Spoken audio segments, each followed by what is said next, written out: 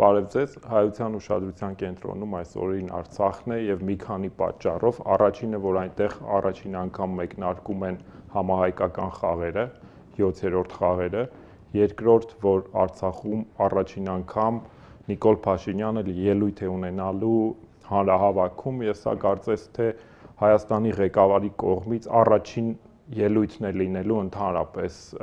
Արցախում հանրության առաջ այս թեմայի եւ Արցախի ներքաղաքական զարգացումների մասին խոսելու եմ գործընկերոջ Սթաթուլ Հակոբյանի հետ, ողջույն Տաթուլ։ Ողջույն։ Եվ այս մի քանի հետաքրքիր իրողությունները կարծես թե մեկ լուրի մեջ են տեղավորում, թեև առանձին լուրեր են։ Նախ համահայկական խաղերը։ Ինչ խորհրդանշականություն կա այս որ Արցախում է անցկացվում, մենք գիտեինք, որ կարծես թե խնդիրներ առաջացան սկզբից Պոլսիթի չէր գալու, հետո ֆինանսավորման, հիմա այս բանը ինչ վիճակ է։ Դե շատ լավ է, որ համահայկական խաղերը անց են կացվում, սկսում են Արցախից, որովհետև դրանք ի վերջո Հայաստանում են, մեծ մասը խաղերի մեծ մասը Հայաստանում է տեղի ունենալու, խորհրդանշական իմաստ ունի, շատ է խոսվում Սփյուռք, Հայաստան-Արցախ եռամիասնության մասին եւ այս իմաստով շատ դրվատելի է, որ Արցախից են սկսում հենց այս համահայկական խաղերը։ Եվ այո, դուք ճիշտ նշեցիք այդտեղ Նիկոլ Փաշինյանի ելույթի հետ կապված։ Նիկոլ Փաշինյանը շատ լավ է կարողանում է ճիշտ ժամանակ ընտրել, թե երբ պետք է ուղերձներ խաղի։ Բնական է, որ ներքաղաքական որոշակի խմորումներ կային Արցախում, բայց հավանաբար այս առիթը լավագույն առիթն է ուզում Փաշինյանը օգտագործել, որ ավելի մեծ լսարանի համար։ Թաթուլ կարծես թե մշակույթ է փոխվում, նայեք 88-ից հետո, եթե սխալվում եմ ուղղեք, 88-ից հետո, երբ շարժումը սկսվեց, ես չեմ հիշում որևէ Հայաստանի որևէ ղեկավար, որը ի պաշտոնե Արցախում հանրության առաջ ելույթ ունենա, ոչ Կարեն Դեմիրճյանը, ոչ Սուրեն Հարությունյանը, ոչ Վլադիմիր Մովսիսյանը, հետագայում Տեր-Պետրոսյանը, երբ որ գնացել է Արցախ հանդիպումներ ունեցել հիմնականում ղեկավար կազմի, զինվորականության հետ, հետագայում Ռոբերտ Քոչարյանը, երբ որ արդեն Հայաստանի նախագահ էր, երբ որ գնում էր էլի հանդիպումները նրա ոչ թե հանրահավաքում էին, այլ նույնը Սերժ Սարգսյանը եւ կարծես թե սա նոր իրողություն է։ Ինչ կարող է սա նշանակել, ինչ ուղերձ կհղի Նիկոլ Փաշինյանը եւ բացի այն ինչ կլինի զուտ խոսքի մեջ ինքը կրկին որպես նոր երևույթ, ինչ կարող է սա նշանակել։ Դե նախ պետք է մենք ընդունենք եւ վերահաստատենք այն փաստը, որ Նիկոլ Փաշինյանը նոր մտածողություն է բերում հայ քաղաքական մշակույթ։ Հիմա սա շատերին դուր է գալիս, մի մասին դուր է գալիս, մի մասի համար դուրեկան չէ։ Նիկոլ Փաշինյանը այլ մարդ է, եթե այսպես ասենք, հա, որպես քաղաքական գործիչ, որպես արդեն հիմա վարչապետ, այլ նրա քայլերը բացարձակապես տարբեր են եւ Սերժ Սարգսյանից, եւ Ռոբերտ Քոչարյանից, եւ Լևոն Տեր-Պետրոսյանից, եւ իհարկե կոմունիստական շրջանի ղեկավարներից, եւ նա կողմնակից է պարզ ձևով շփումներին, ավելի անմիջական մարդկանց հետ շփումներին, այդ ձևով է նա հասնում շատ պարզ եւ միայն Արցախի դեպքում չի, չէ՞ սա։ Մենք տեսանք մի քանի օր առաջ Նիկոլ Փաշինյանը գնացել էր Կալավան գյուղ եւ փաստորեն այնտեղ ինչ էր անում, այնտեղ լրագրություն էր անում, չէ՞։ Գտել էր մի մարդու, ով լավ գործ է անում, այդ տղան Կալավանի խորհրդական նշան։ Այո, խորհրդական, բայց իմ համար ավելի կարևոր իմ համար զարմանալի է, որ ինքը ուղղակի գնաց եւ այդ բանը ինքը լրագրություն էր անում, այսինքն կամերան պահել են նրա վրա, այսինքն ոչ ստանդարտ քայլեր է անում Նիկոլ Փաշինյանը։ Հիմա շատերը սա համարում են պոպուլիզմ, բայց եթե նույնիսկ սա պոպուլիզմ է, ես կարծում եմ այս պոպուլիզմը ընկալելի պոպուլիզմ է շատերի համար, այսինքն բնակչության շատերի մեծ մասի համար։ Նա հավանաբար նաև այս ձևով ինքը փորձում է իրական ժիվո, այսպես, հա, կապը պահել ժողովրդի հետ եւ չդառնալ պաշտոնյա, չդառնալ չինովնիկ։ Ես կարծում եմ նաև ինքը դրա համար է այսպես շարժվում, օգտագործելով իր ամառային հանգիստը, այսպես գնալ, շրջել, տեսնել, դե ինչքան սա կշարունակվի դժվարանում եմ ասել, տեսնենք։ Լավ կլինի, որ ամեն դեպքում ինքը մնա իրոք ժողովրդական, այսինքն մի ժողովրդի մեջ դուրս եկող եւ կյանքին չնայի, այսպես ենք, հա, իր շքեղ ավտոմեքենայի կամ չգիտեմ իր առանձնատար պատուհաններից ինչպես ցավալիորեն եղել է նախկինում։ Ինչ վերաբերում է Ստեփանակերտյան ուղերձին,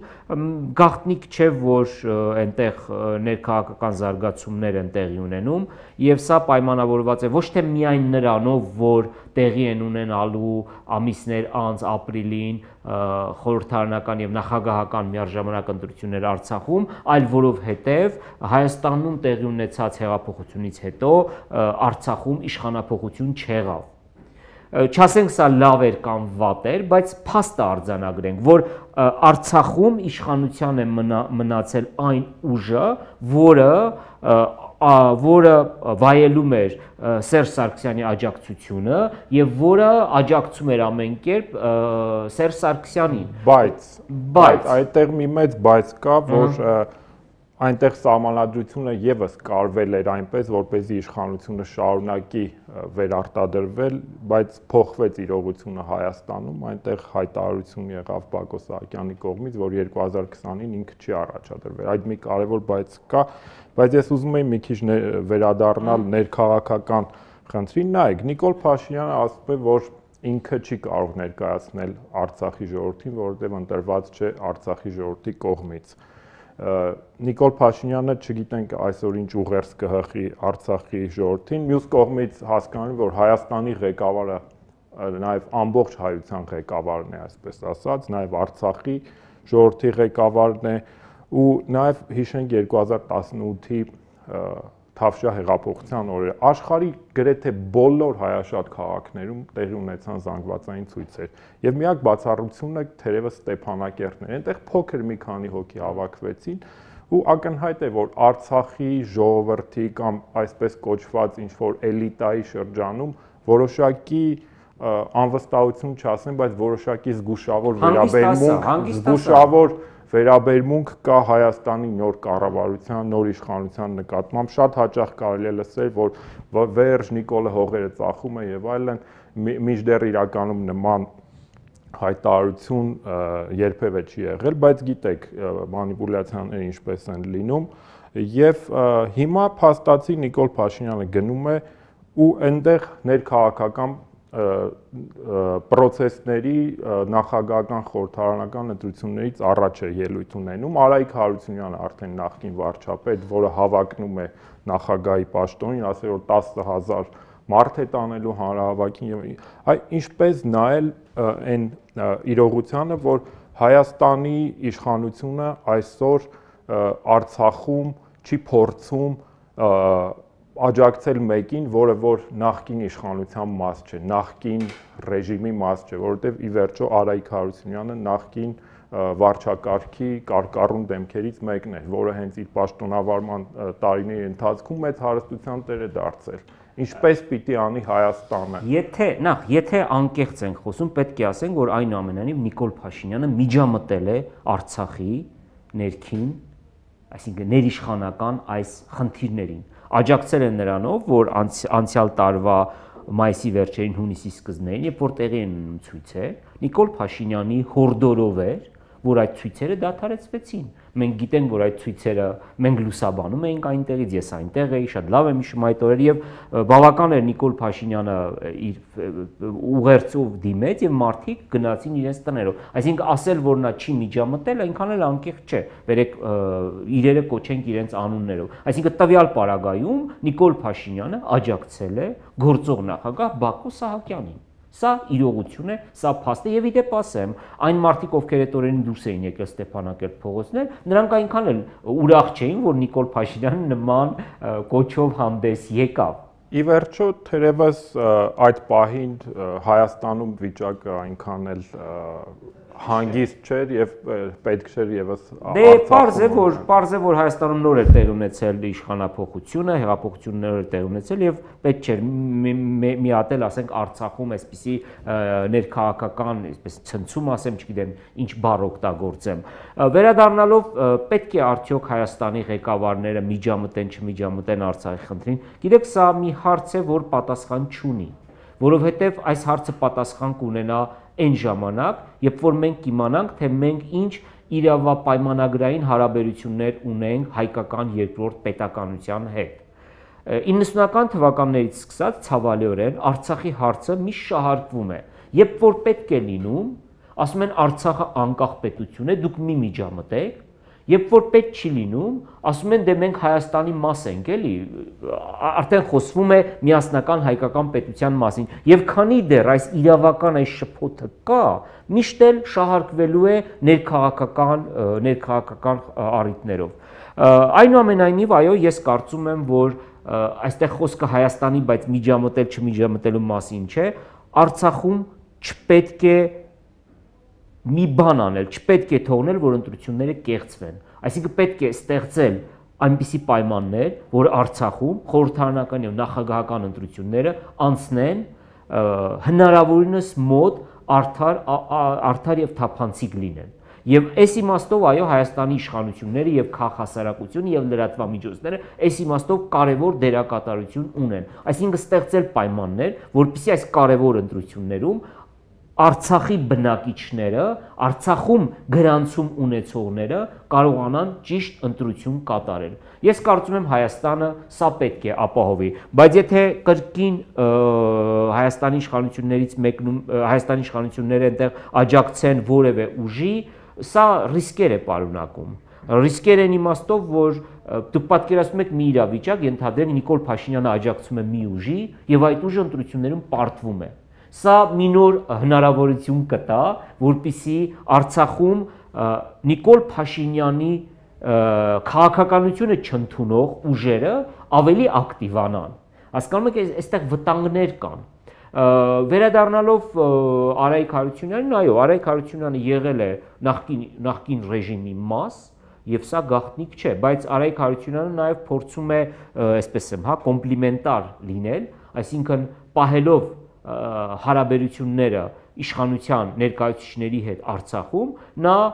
ակնհայտ ամեն օր, ամեն առիթով ուզում է ցույց տալ, որ ինքն է այն մարդը, ինքն է այն քաղաքական ուժի առաջնորդը, եւ իդեպ իր քաղաքական ուժը ամենամեծ ներկայությունն ունի խորհրդարանում, որը կարող է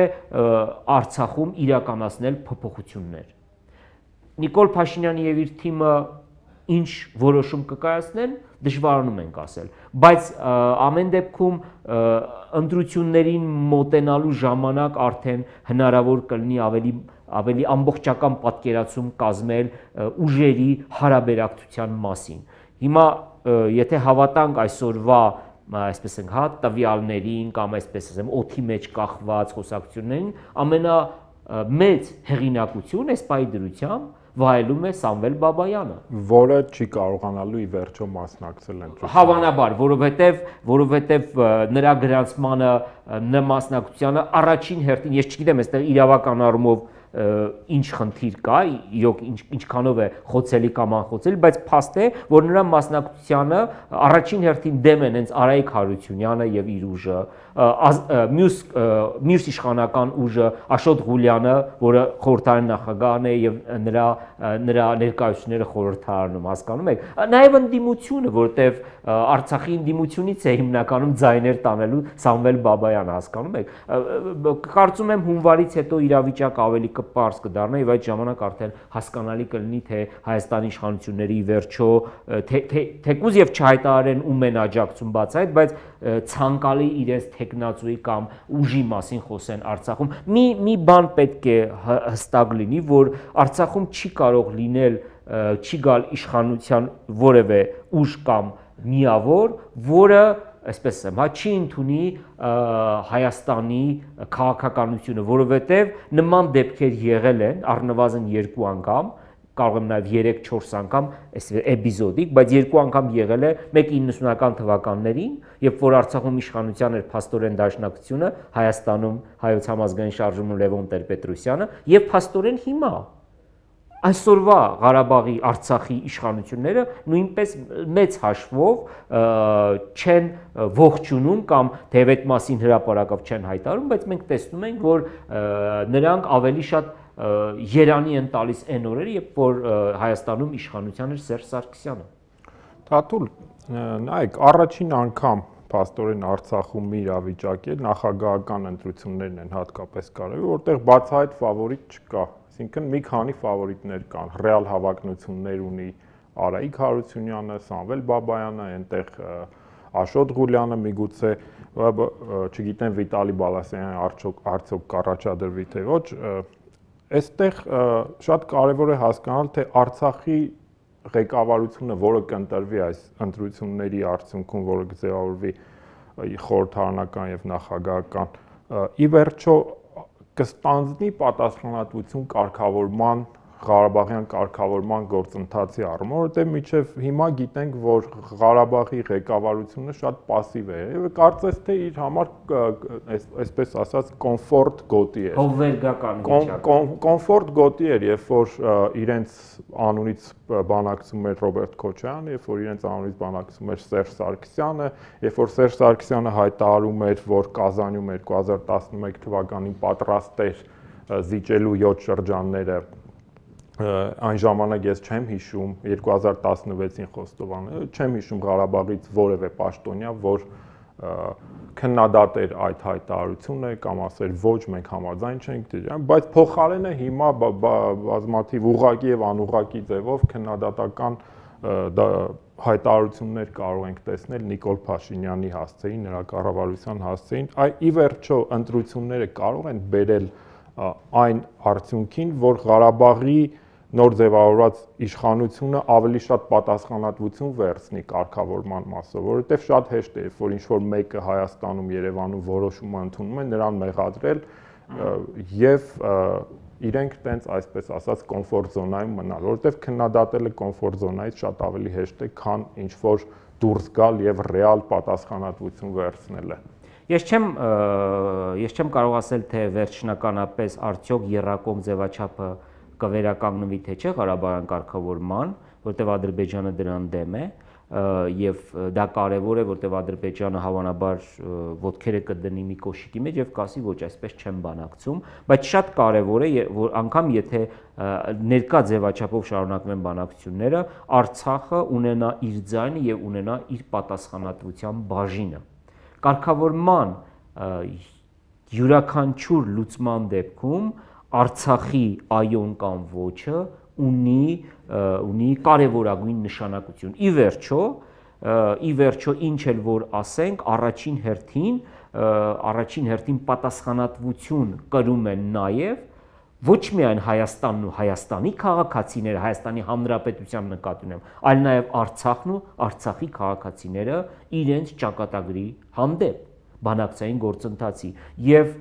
նախկին դեպքերում 98 թվականի գոնե երկու այդ ներկայացված փաստաթղթերի դեպքում Ղարաբաղը ներկայացրել է իր հստակ պաշտոնական կարծիքը եւ այդ իմաստով չափազանց կարեւոր է որ Արցախում ձևավորվող նոր իշխանությունը այո պատասխանատվություն կրի այն կարգավորման փաթեթի եւ գործընթացի համար, որը անգամ եթե բանակցի հայկական միայն Հայաստանի Հանրապետությունը, դա չափազանց կարևոր է, որովհետև իրավամբ շատ հեշտ է, այսպես ասեմ, լինել իշխանության, Հայաստանից ստանալ սուբսիդիաները, միջպետական հայրենասիրության լոզունգով օգտվել եւ հարստանալ հայրենասիրական լոզունգների տակ այո իրենց բարեկամների մեջ այսպես ասենք հիմնականում այդ կոռուպցիոն սխեմաներ իրականացնել եւ հետո պատասխանատվություն չկրել ոչ պետք է կրել ամբողջական պատասխանատվություն